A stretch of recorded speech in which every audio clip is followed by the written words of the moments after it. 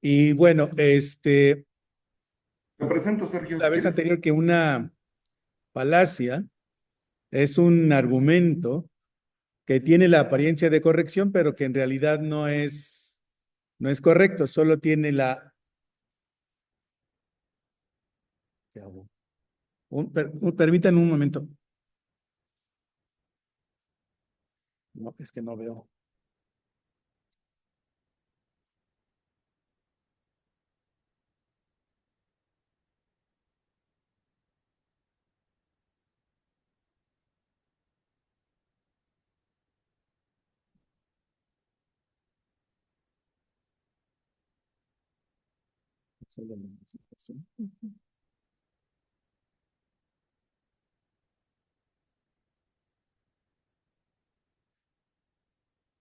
Decíamos entonces que una falacia es un razonamiento que tiene la apariencia de corrección, pero que en realidad no es correcto. Sin embargo, en el lenguaje ordinario,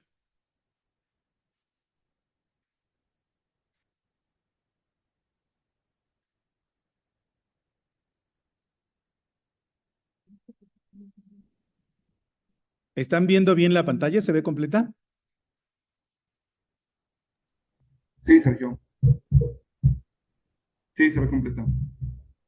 Este, en el lenguaje ordinario, la palabra falacia suele confundirse con falso, como decíamos la vez pasada, con mentira. Pero de hecho, una falacia, pues no es una mentira, no es un engaño, no es un embuste, no es una patraña, no es un infundio. Una falacia, de hecho, pues es un argumento, ¿no? Una falacia, entonces, no es un enunciado que es falso, es decir, un enunciado que no se corresponde con la realidad.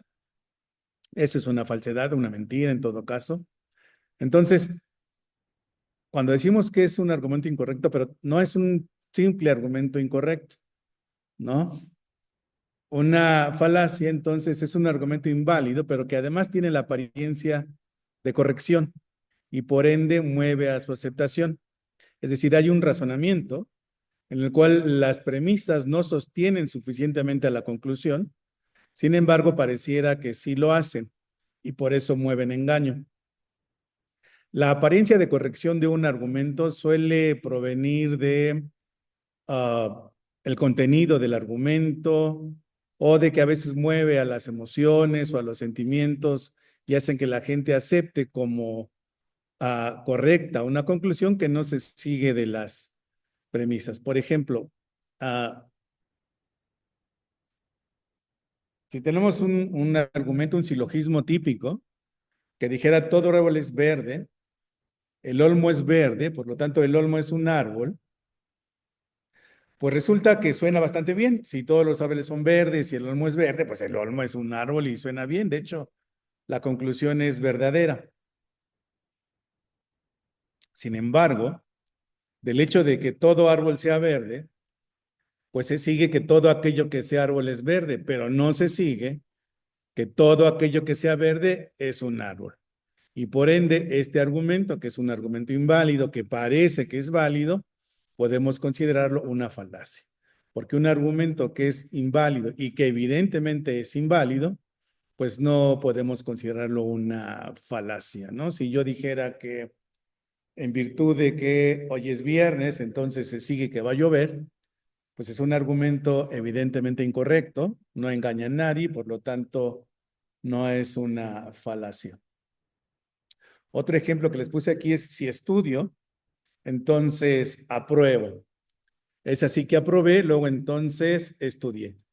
Y este razonamiento también suena bastante bien, pues si estudio apruebo y aprobé, pues es porque estudié. Y sin embargo, las premisas no sostienen suficientemente la conclusión. Entonces, a pesar de que parece que es correcto, no lo es. Y por eso lo podemos considerar una falacia, ¿no?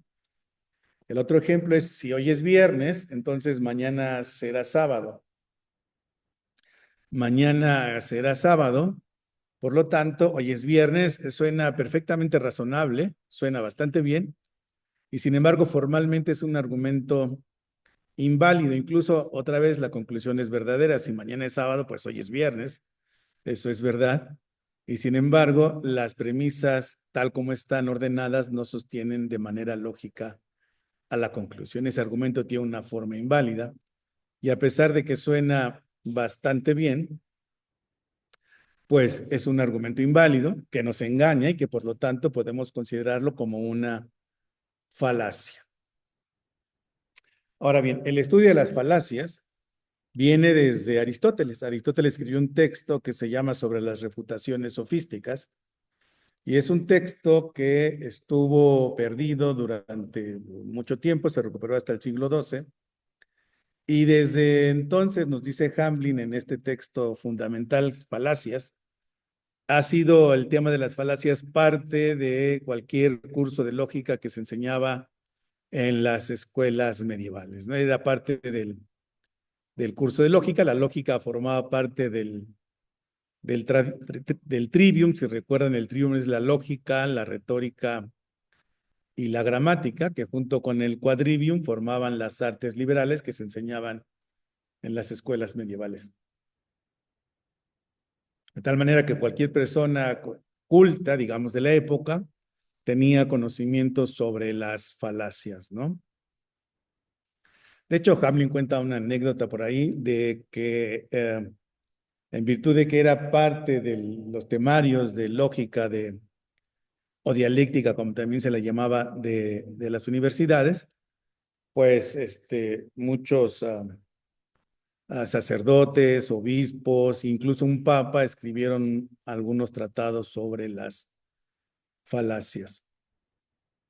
Para Aristóteles, las falacias son más bien justo refutaciones sofísticas, es decir, son refutaciones que se hacen argumentos en los cuales, dada la refutación, el interlocutor es movido a caer en contradicción, aceptar dos cosas opuestas que no pueden ser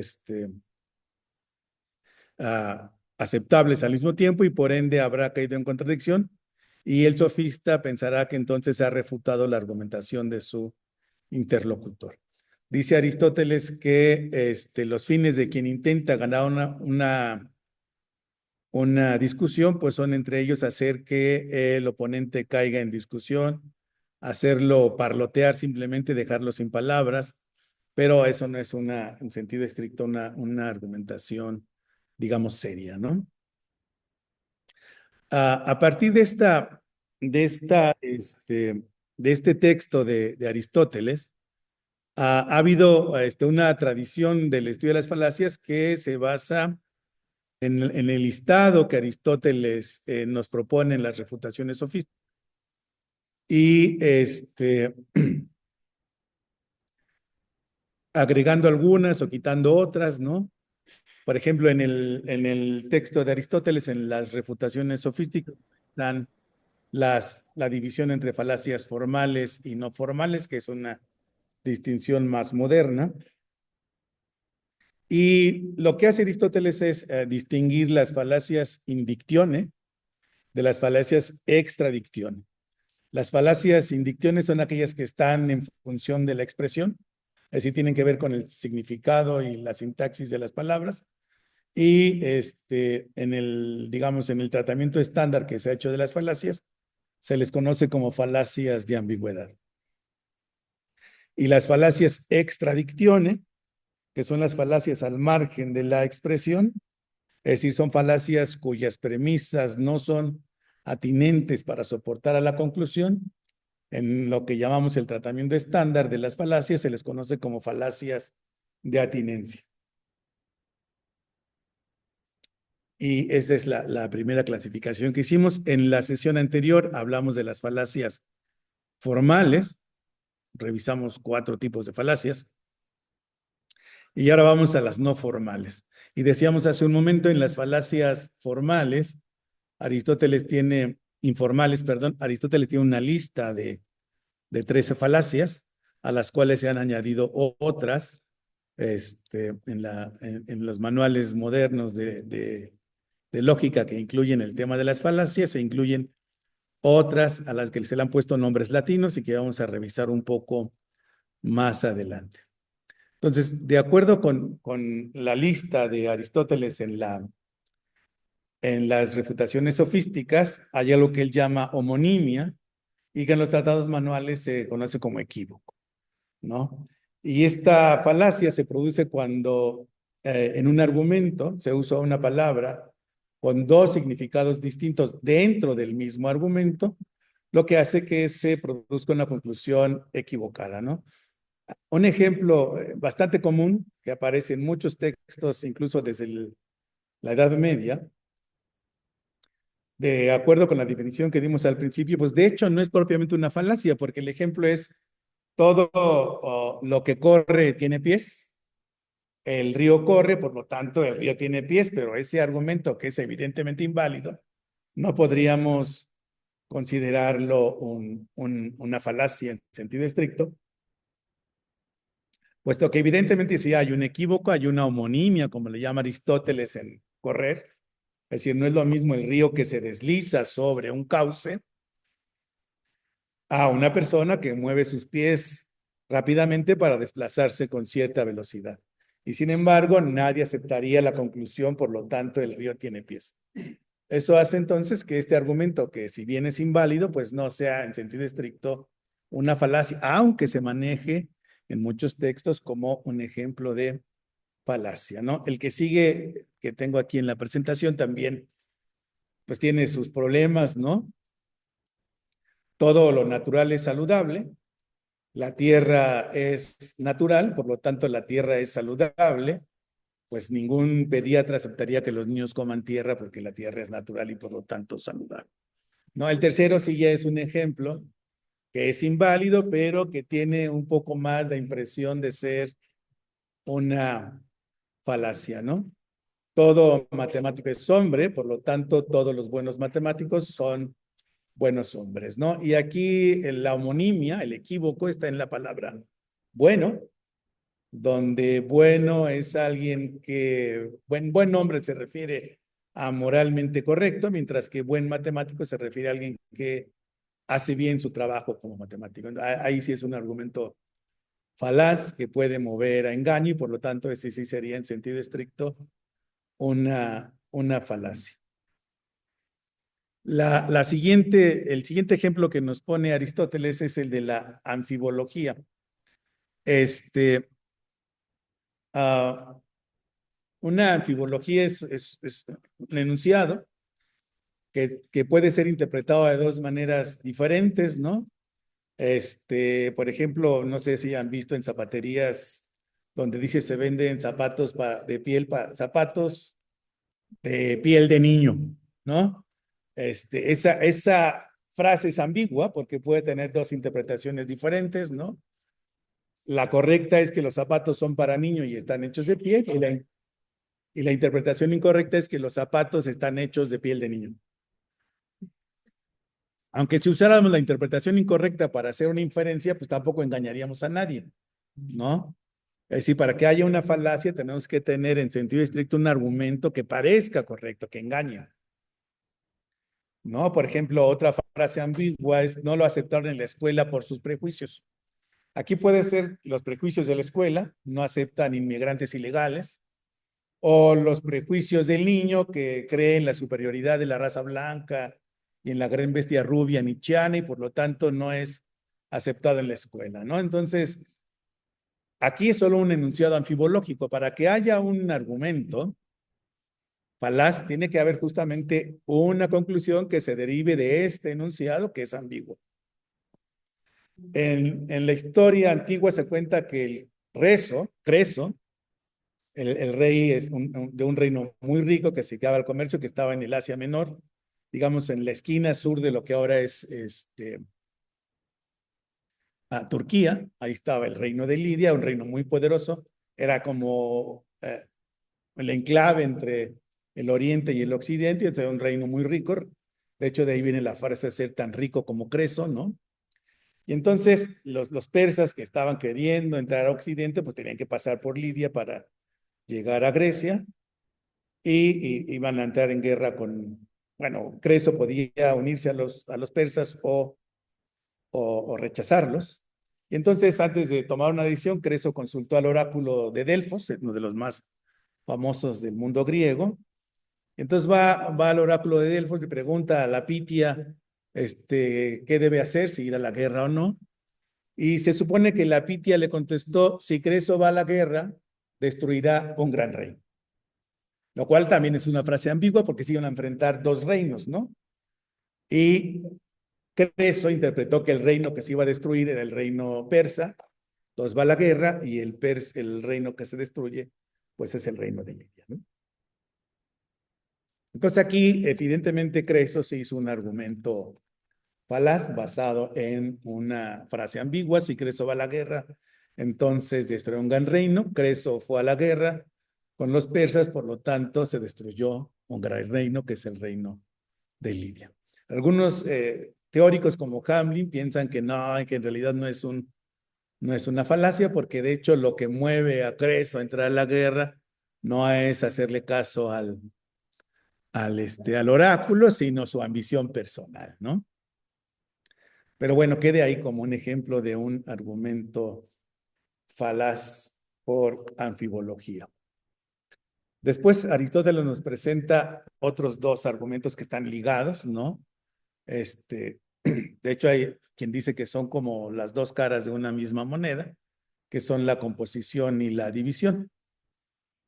Y la composición consiste en lo que es verdad para un todo, debe ser verdad, lo que es verdad para las partes de un todo, debe ser verdad para el todo. La división es justamente lo opuesto, suponer que lo que es verdad para un todo, debe ser verdad para las partes de ese todo, ¿no? Por ejemplo, en la división, si decimos que la preparatoria 6 es una muy buena escuela, el profesor Sergio da clase en la preparatoria 6, por lo tanto debe ser un buen profesor, pues evidentemente es una falacia. Si conocían al profesor Sergio sabrían que es falso, ¿no? Pero de que la escuela sea buena, entonces no podemos inferir que cada uno de los miembros de la escuela son buenos. Hacer ese razonamiento es lo que es falaz, ¿no? Porque si tomamos como ejemplo a alguien que es considerado un buen profesor, el argumento seguiría siendo falaz, porque lo que se puede predicar del todo no necesariamente se puede predicar de las partes. Como decíamos hace un rato, es posible que la conclusión sea verdadera, pero lo que hace falaz el argumento es la manera de razonar. Decir que lo que es válido para todos es válido para cada parte es una argumentación errónea, incluso si la conclusión fuese verdadera. El ejemplo que nos pone Aristóteles de la división es 3 y 2 son impar y par, 5 es 3 y 2 y por lo tanto 5 es impar y par, que es lo que decíamos hace un rato, ¿no? Es una refutación en la cual pareciera que tenemos que aceptar una conclusión, porque si 3 es 2 y 5, pues, y 2 y 5 son par e impar, pues entonces 5 tendría que ser a la vez par e impar, ¿no? Pero puede haber, bueno, aquí hay un ejemplo que pone copy de división. Los indios americanos están desapareciendo. Este hombre es un indio americano, luego entonces este hombre está desapareciendo, ¿no? Que no es sino una parodia del argumento típico de Aristóteles, ¿no? Todo hombre es mortal, Sócrates es un hombre, por lo tanto Sócrates es mortal, que es un argumento válido. De hecho, en sentido estricto, lógicamente, formalmente hablando, este argumento estaría siendo válido, pero es inválido porque esta manera de razonar, de pensar que lo que es válido para todos es válido para una de sus partes. Y lo contrario, la composición es pensar que lo que es válido para las partes es válido para el todo.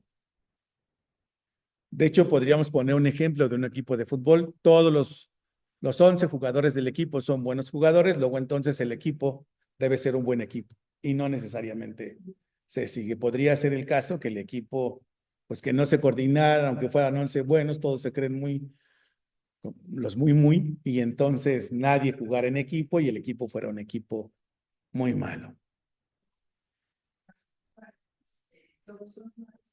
Pero en equipo son buenos, es decir, entonces tampoco podríamos pasar de las partes al todo, ¿no? Que sería la falacia de composición.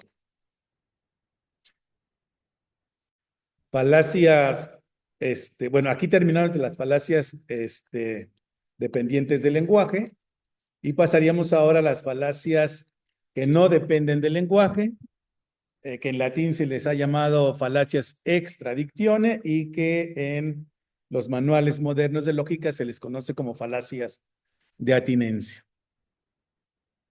Y la primera que nos presenta Aristóteles es el accidente.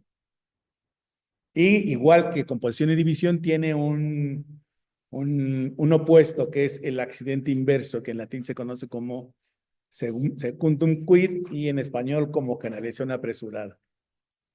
Y el accidente consiste en tomar como esencial algo que en realidad es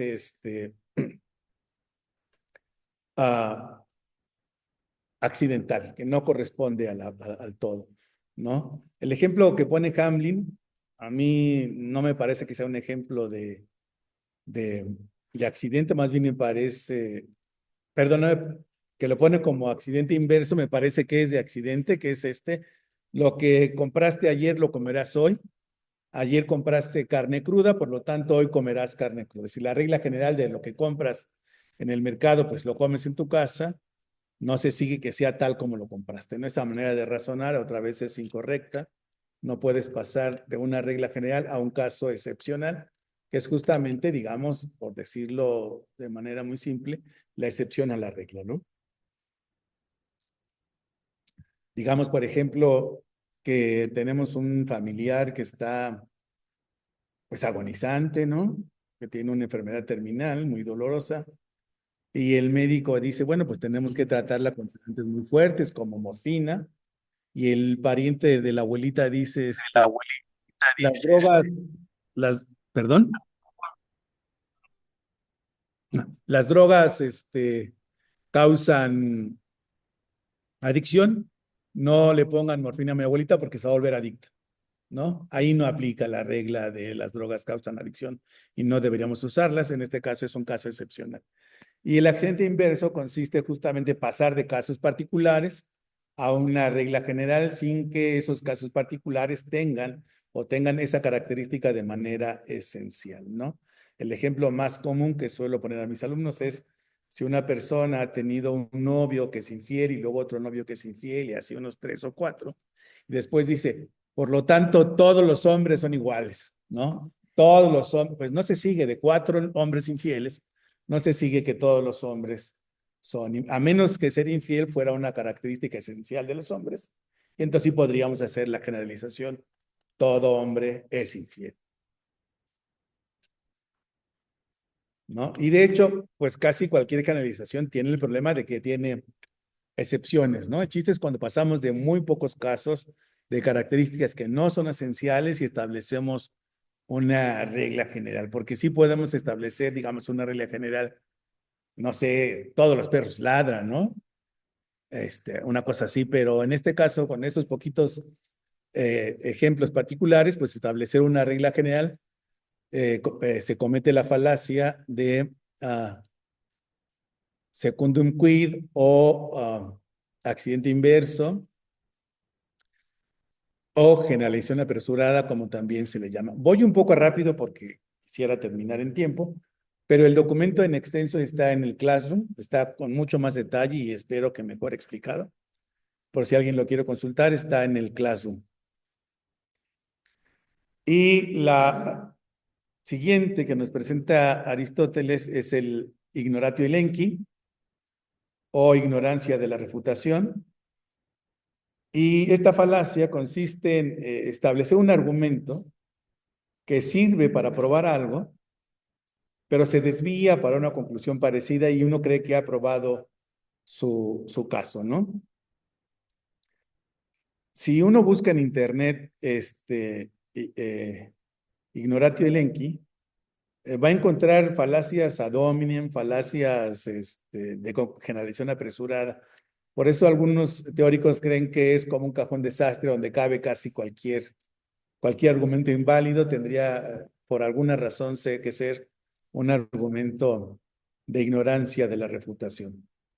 Pero bueno, vamos a poner un ejemplo donde efectivamente la conclusión que se seguiría de las premisas se desvía para probar algo que se parece, pero que en realidad no es la conclusión que se sigue. Por ejemplo, deben existir muchos planetas similares a la Tierra y algunos ingredientes básicos de la vida son muy comunes en el universo. Por lo tanto, es posible que los extraterrestres hayan visitado la Tierra, ¿no? de que existan muchos planetas similares a la Tierra y que los ingredientes básicos de la vida son comunes en la Tierra, podría servirnos de base para probar que debe haber vida extraterrestre, pero no para probar que los extraterrestres han venido a la Tierra como los alienígenas ancestrales del History Channel, ¿no? Que hicieron las pirámides. O sea, de creer que es posible que haya vida en otros planetas porque hay muchos lugares con circunstancias similares y uno podría inferir en el mejor de los casos que es posible que haya vida extraterrestre, pero no inferir que los extraterrestres han visitado la Tierra, hicieron pirámides y demás. No, de hecho hay unas imágenes que he visto donde hay unos bajorrelieves, donde hay personas con una como tableta o como con un celular y dicen, es que los extraterrestres ya nos visitaron y nos dejaron estas cosas, ¿no? La siguiente que nos presenta Aristóteles se llama pedir la cuestión. En latín se le conoce como petitio principi. Y bueno, aquí ya había, cuando hablamos de los argumentos la sesión pasada, decíamos que todo argumento válido, o en todo argumento válido, las premisas sostienen de manera lógica la conclusión, es decir, las premisas implican a la conclusión, o la conclusión está implicada en las premisas. Lo cual no significa que la premisa diga exactamente lo mismo que la conclusión. La falacia de petición de principio se comete cuando la premisa es lo mismo que la conclusión, pero parafraseada con otras palabras, como el argumento que está aquí, el alma es inmortal porque nunca muere, ¿no? Inmortal y nunca muere, pues significan exactamente lo mismo, así que nunca muere no es una prueba de que el alma es inmortal, ¿no? Como cuando se dice fulano de tal es muy famoso porque todo el mundo lo reconoce. Que todo el mundo te conozca significa que eres famoso, ¿no? Entonces, esos tipos de argumentos son peticiones de principio. Y una variante de la petición de principio, pues es el círculo vicioso, en el cual lo que sucede es que lo que prueba la conclusión, que son las premisas, suena bien, pero resulta que las premisas son además la prueba de la conclusión. Y se cae en un argumento circular como este que está aquí. Dios existe porque lo dice la Biblia, y lo que dice la Biblia debe ser verdad porque está inspirada por Dios, ¿no? Y entonces caemos en un círculo. ¿Cómo sabemos que lo que dice la Biblia es verdad? Pues porque Dios la inspiró. ¿Y cómo sabes que Dios existe? Pues porque lo dice la Biblia y estamos en un círculo del cual no podemos salir. Esta es una, digamos, variante de lo que Aristóteles llamaba pedir la cuestión. Ya lo vimos, Aristóteles también pone la afirmación del consecuente como una falacia extradicciones y una falacia independiente del lenguaje. Y la vimos la vez pasada cuando vimos las falacias formales, ¿no? La afirmación del consecuente se llama justamente así, falacia de afirmación del consecuente. Y como decíamos la vez pasada, esta falacia suele surgir cuando pensamos que la relación de consecuencia lógica es reversible. Es decir, si decimos que A implica B, eso no significa que B implique A. Como cuando decimos todo hombre es mortal, de eso no se sigue que todo mortal sea hombre, ¿no? Ahí tendría que ser algunos mortales son hombres, ¿no? O cuando decimos que qué sé yo, todo profesor enseña, eso no se implica que todo el que enseña es un profesor, ¿no? Sí, más o menos. Entonces, el ejemplo que nos pone Aristóteles en las refutaciones sofísticas es, si llueve, la tierra está mojada, por lo tanto, ha llovido. Y esa sí es una falacia en sentido estricto, sí parece correcta, pero en realidad no lo es, ¿no? Porque si la lluvia moja la tierra, eso no implica que si la tierra está mojada, ha llovido, ¿no? Digamos, podemos haber regado el jardín o qué sé yo. Entonces, esa es la falacia de afirmación del consecuente, que ya la vimos con bastante más detenimiento en la sesión anterior. Y entonces vamos a la causa falsa. Y esta falacia es muy común, sobre todo sucede, por ejemplo, con las supercherías y esa clase de creencias, ¿no? De que si pasas por una escalera y luego, por debajo de una escalera y luego este, te caes en una coladera sin tapa, fue porque haber pasado, como pasé debajo de la escalera y luego me caí, la culpa es la mala suerte que me trajo haber pasado por debajo de una escalera, o vieron un gato negro, o los chamacos que creen que si traen su amuleto van a pasar el examen porque un día que lo traían pasaron con 10. Traía mi amuleto de la suerte y pasé con 10. Luego entonces la causa de que pasé con 10 fue que traía mi amuleto y lo voy a traer en todos los exámenes, ¿no? Esas creencias, esas creencias provienen justamente de establecer relaciones causales donde en realidad no hay relaciones causales. Traer un amuleto no parece causar ningún ah, conocimiento para aprobar un examen, o pasar por debajo de una escalera tampoco parece ser la razón de que uno se caiga en una coladera sin tapadera. Entonces, decíamos, esta falacia se comete cuando establecemos relaciones causales donde en realidad no hay una relación causal. Ahora, cuando explicamos, generalmente, pues damos una relación causal de por qué pasan las cosas. Y entonces, ¿por qué no es falacia?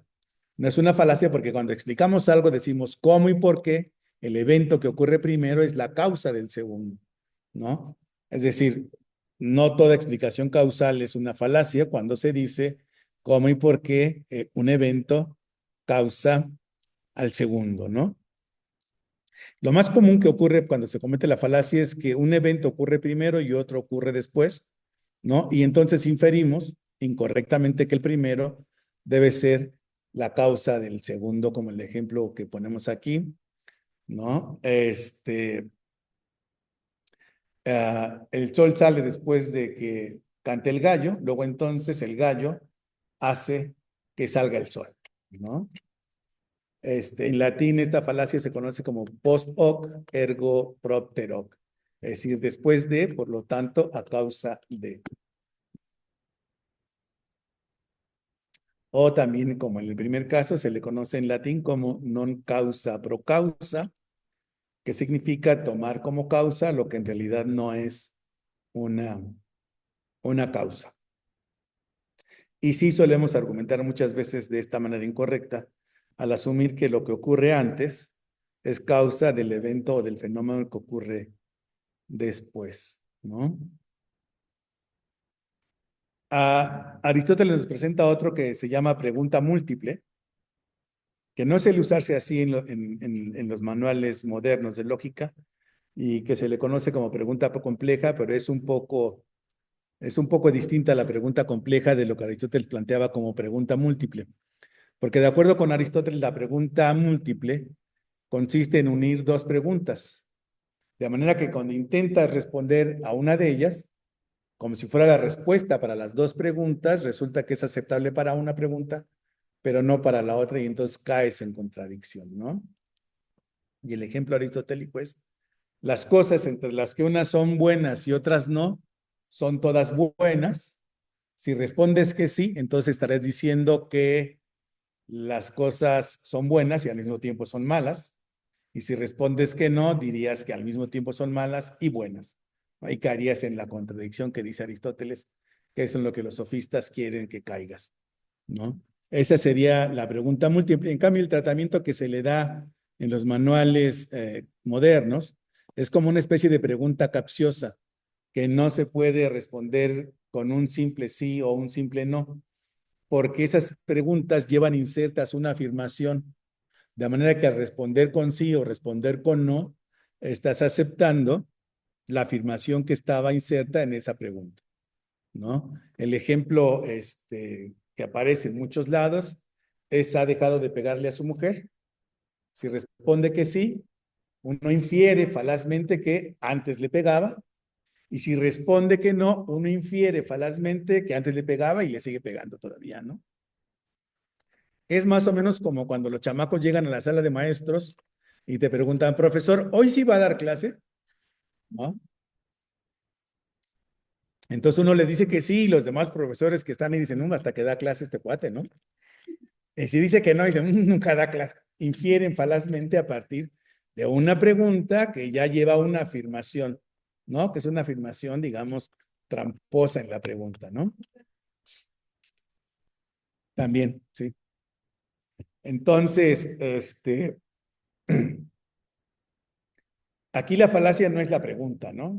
Sino lo que se infiere a partir de, falazmente, a partir de esa pregunta que lleva, digamos, jiribilla, ¿no? Tiene ahí un pequeño, una afirmación que no puede uno, porque lo que tendría que responder si te preguntan, ¿ha dejado de pegarle a su mujer? Tendrías que decir, pues no, nunca le he pegado, ¿no? O va a dar, sí va a dar clases, pues sí, como siempre, ¿no? Y se evita, digamos, la inferencia incorrecta de le pega a su mujer o nunca da clases. En cambio, en el modelo aristotélico de la pregunta doble, pues igual la falacia se evitaría si contestas de manera, digamos, más amplia, ¿no?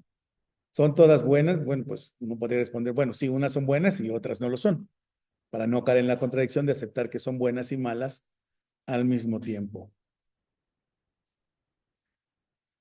Y aquí termina la lista de falacias de Aristóteles, pero el tratamiento estándar que es dado en los manuales modernos de lógica incluye otras, que es, bueno, Aristóteles incluye otra que son, salud, las figuras de dicción, que ya no aparecen en los tratados modernos y que según Hamblin es muy difícil encontrar un buen ejemplo. Si ya vimos que para las otras es muy complicado encontrar un buen ejemplo, alguien que ha dedicado su vida a estudiar las falacias dice que es difícil encontrar un buen ejemplo, es porque no hay, ¿no? Entonces, con la pregunta múltiple este, o pregunta compleja, como se le llama en los manuales modernos, termina la lista de falacias de Aristóteles y ahora entonces vamos a ver las que se han añadido en esta lista estándar que suele usarse en prácticamente cualquier manual de lógica que toca el tema de las falacias. Y la primera que aparece casi en todos es el ad hominem, que es una falacia muy común, digamos, entre los políticos, ¿no? ¿Por qué no hablan de García Luna? ¿No? Es culpa de Calderón, ¿no? Es una manera de evitar responder a la pregunta, es culpar a otro, ¿no? Decir que la culpa es de otro, que la razón por la cual algo está mal es la causa de la otra persona, ¿no? Y esta falacia se comete cuando no se refuta el argumento.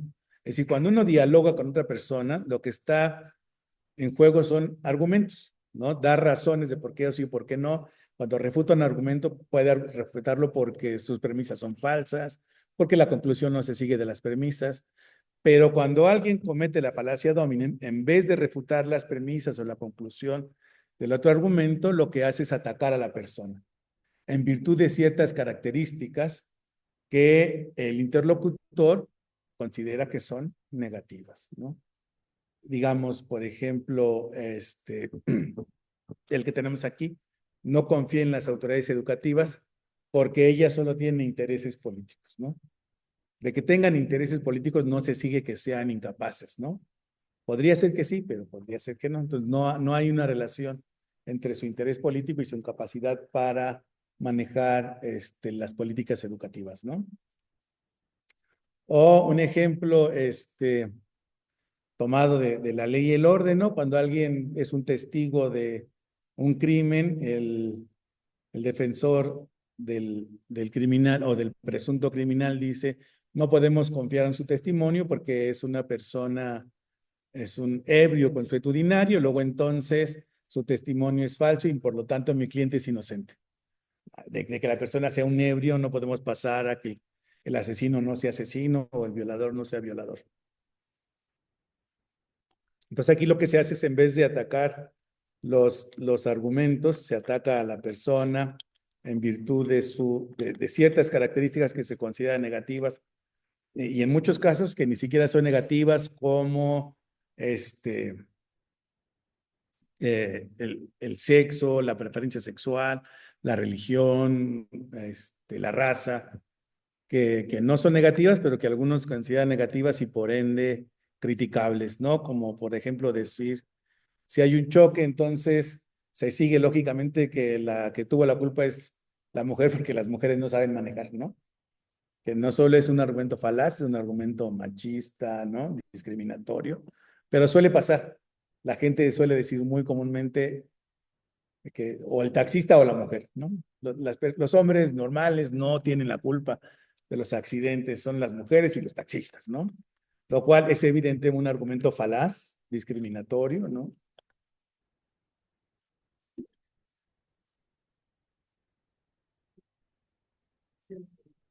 Y por ende debería ser culpable, ¿no?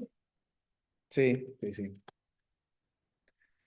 El otro es el argumentum ad verecundiam. Verecundiam significa como vergüenza, timidez, ¿no? Y, a ver, si lo pongo así. Bueno, aquí decía, tiene que ver con vergüenza o timidez. Es el origen de la palabra verecundiam, pero lo que es una falacia ad verecundiam es, tal vez por esa vergüenza, por esa timidez, aceptar que si lo ha dicho alguien que es reconocido por su sabiduría, por su ciencia, entonces debe ser verdad, ¿no? Digamos, la frase famosa medieval de las escuelas, de las universidades, donde algo era verdad porque lo dijo el maestro, ¿no? En este caso el maestro es Aristóteles, ¿no? En latín se decía magister dixit y entonces no hay discusión posible, debe ser verdad, ¿no? Entonces aquí aceptamos que lo dice una institución, un grupo selecto de personas reconocidas, por ejemplo, recientes investigaciones en la UNAM demuestran que los hombres son más inteligentes que las mujeres, ¿no? ¿No? Y entonces debe ser, no, para empezar, es falso, ¿no? Apelamos a algo que solo porque creemos que si lo dijo la UNAM, entonces debe ser verdadero. O porque lo dijo Newton o alguien que se puso de moda últimamente, como Tesla, ¿no? Si lo dijo Tesla, entonces debe ser verdad o debe funcionar así, ¿no?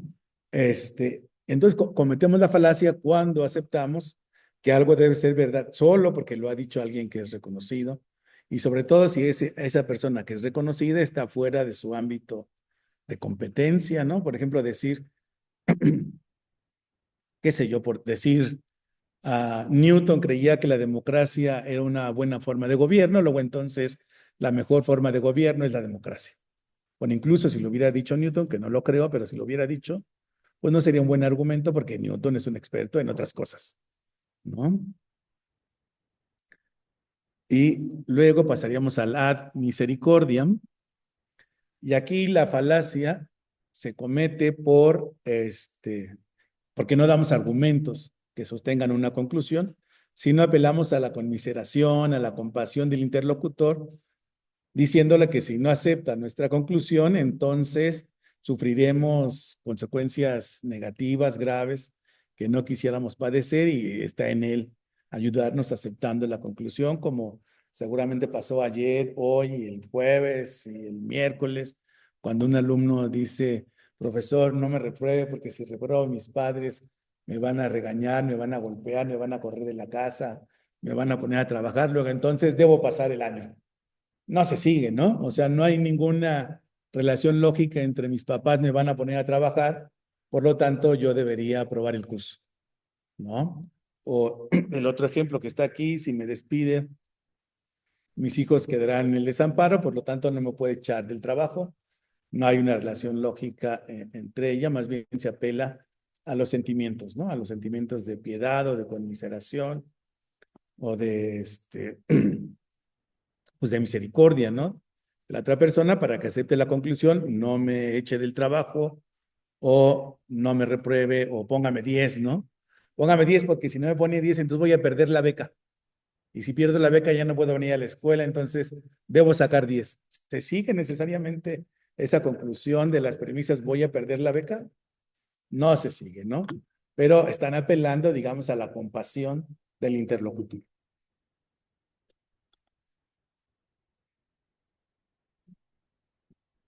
Bueno, se sigue usando como argumento, pero no es un buen argumento, ¿no? Tenía un chamaco justo apenas estos días que me decía, es que para pertenecer a los equipos representativos tenemos que tener buen promedio. Pues estudie, ¿no? Digo, o sea, no puede ser que tenga una buena calificación porque necesita pertenecer a los equipos representativos de la escuela, ¿no? No se sigue la conclusión de las premisas. El siguiente es ad ignorantiam en latín, en español sería argumento por la ignorancia. Y esta falacia consiste básicamente en sostener que algo es verdadero o debe ser verdadero porque no se ha probado lo contrario, o el caso opuesto, que algo es falso porque no se ha probado que es verdadero. Algunos ejemplos pues, son bastante triviales, ¿no? Como decir, los fantasmas existen, puesto que nadie ha probado que no existen. Pero pues esa falacia se puede, digamos, autorrefutar, porque tampoco nadie ha probado que sí existen, luego entonces no existe, ¿no? Con un argumento igualmente falaz. En cambio, hay otros que sí dan la impresión de que son buenos argumentos y que entonces por eso sí son una falacia, como el que dice que el presidente es honesto, bueno, era, porque nunca nadie ha podido comprobarle nada. De que nadie le haya comprobado nada, se sigue que sea honesto, pues no, más bien puede que sea muy hábil para ocultar sus tranzas, ¿no?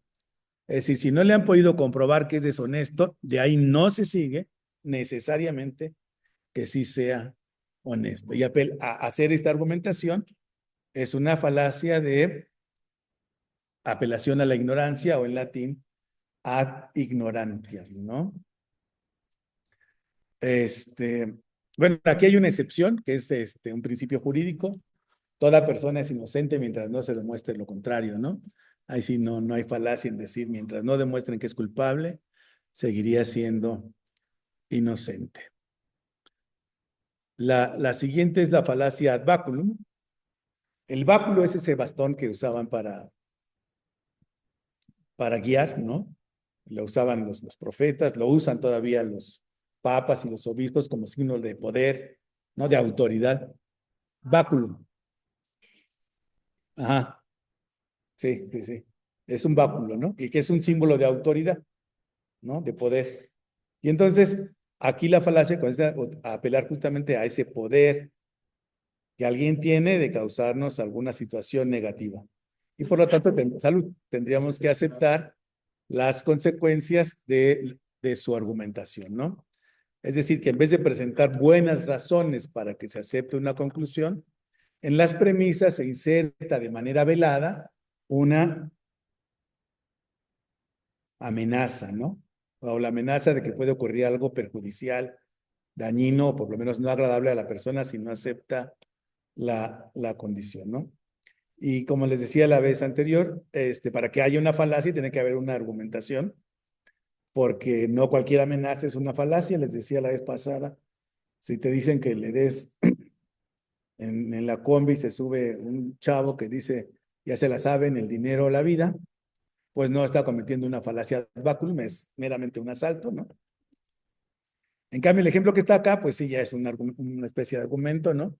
Se entiende que todos desean conservar su empleo, luego entonces no habrá problemas en aceptar el aumento de la carga laboral, ¿no? Es decir, aquí la conclusión es todos vamos a aceptar el aumento de la carga laboral y la premisa es, pues todos quieren conservar su empleo, entonces ahí hay una amenaza velada, que sería, pues si no aceptas el aumento de la carga laboral, te quedarás sin empleo, ¿no?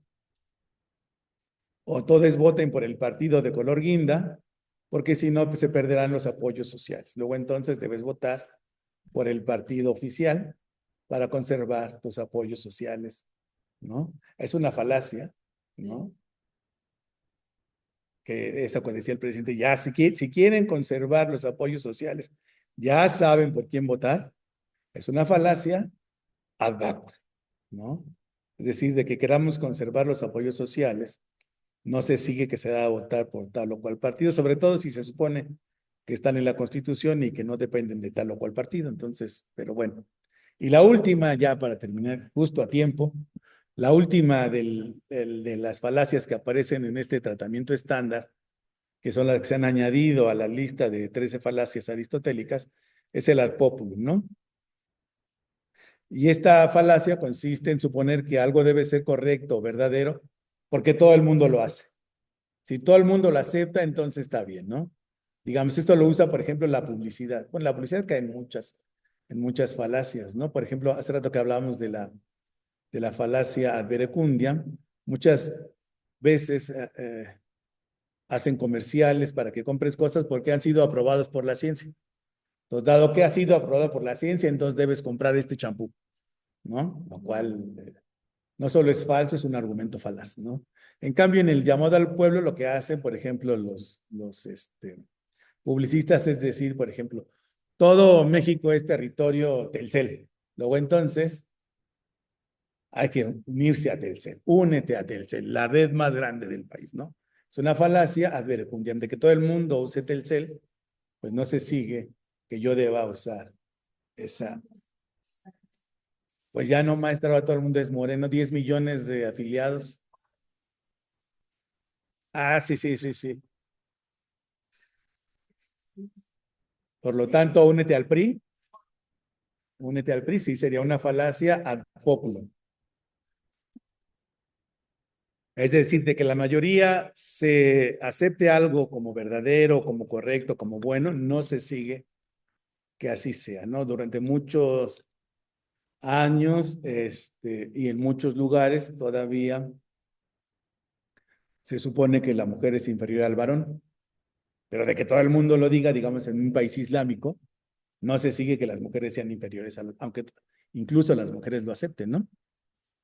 Entonces, algo que hace todo el mundo no necesariamente es correcto, o algo que todo el mundo acepta como verdadero no lo hace necesariamente verdadero. ¿Por qué lo haces? Pues todo el mundo lo hace, pues yo también, ¿no? Bueno, pues con esto ya terminamos ahora sí las falacias. Les decía, me fui rapidísimo, esto es como para un seminario de un año completo. Me fui rapidísimo para terminar en tiempo, pero en extenso está en el Classroom. Es un documento más o menos amplio, más explicado.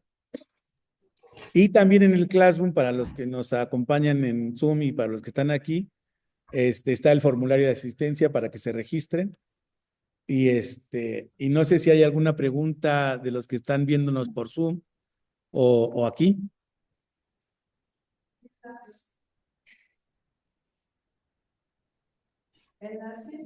Si no, Sergio, solo recordarles que también entren al Classroom y también hagan su registro de asistencia de las conferencias pasadas.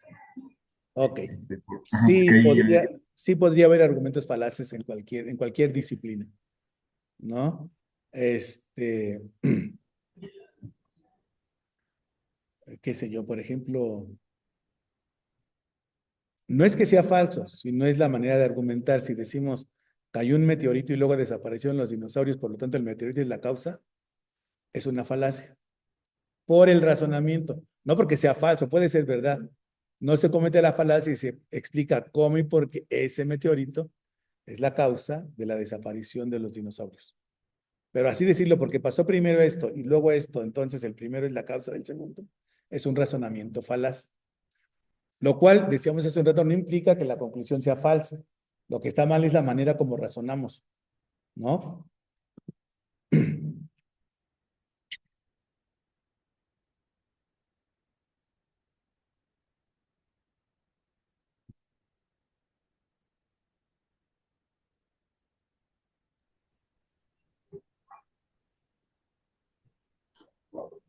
Hola Sergio, creo que no hay más preguntas, pero habría que recordarle al público que registren su asistencia en el Classroom de las conferencias pasadas y la invitación a nuestra próxima plática, que será el 30 de mayo de este año, titulada Edmundo Gorman, Estrategias Argumentativas en las Fronteras entre el Derecho, la Historia y la Filosofía. No sé si haya algún otro comentario por ahí. Parece que ya no. Ok. Bueno, si no, Ah, maestra Kristen, por favor, la escuchamos.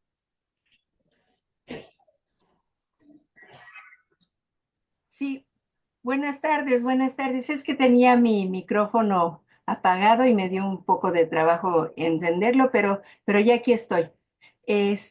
Una pregunta, maestro, sobre las palabras, por ejemplo, yo que manejo el lenguaje, que, bueno, doy clase de inglés y sé francés y español, hay palabras que son definidas como polisémicas, es decir, que tienen varios significados.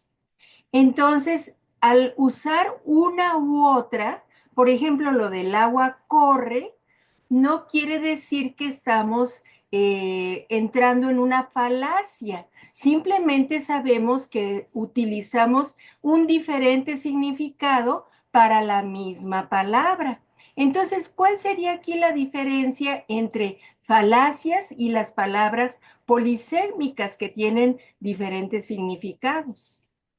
Ah, muy bien, buena pregunta, maestra. Mire, el enunciado, el río corre, no es una falacia ni es un enunciado falso. Es simplemente una descripción de lo que pasa, es un enunciado verdadero. Los ríos corren hacia el mar o hacia el lago o hacia donde desemboquen. Eso está bien, pero como bien dijo usted, las palabras son polisémicas. El problema está cuando dentro del mismo argumento usamos una palabra polisémica con dos significados diferentes y eso nos lleva a una conclusión incorrecta y por eso ese argumento es falaz. Es decir, el río, todo lo que corre es tiene pies. Ese es un significado de correr. El río corre, ese es otro significado de correr. Y los juntamos como si significaran lo mismo dentro del mismo argumento y concluimos falazmente que el río tiene pies, ¿no? Ah, ok, sí, Ahí está la entiendo. falacia enunciar dentro del Claro, argumento una palabra con dos significados diferentes como si fuera un solo significado. Y por eso llegamos a una conclusión incorrecta. muy bien, muy bien. Y sobre el concepto de que, eh, pues, la falta de conocimiento eh, es muy utilizado por especialmente los políticos, la falta de conocimiento del, entre comillas, pueblo, digamos, porque yo, bueno, yo también soy pueblo, pero bueno, de todas las personas, los ciudadanos, la falta de conocimiento, eso pues ellos aprovechan mucho para decir una serie de falacias que nos damos cuenta de las falacias, pero pues nadie los corrige y ahí se queda la falacia y además todo mundo les cree, todo mundo dice y todo mundo les cree.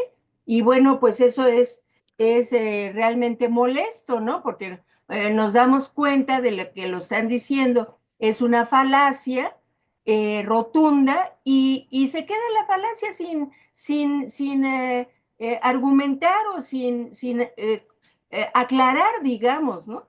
Y además, la mayoría del pueblo, entre comillas, les cree.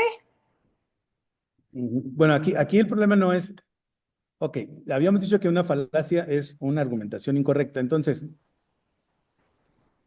si el presidente o la presidenta nos dice, vamos requete bien, ahí podemos decir que es un enunciado falso, no una falacia.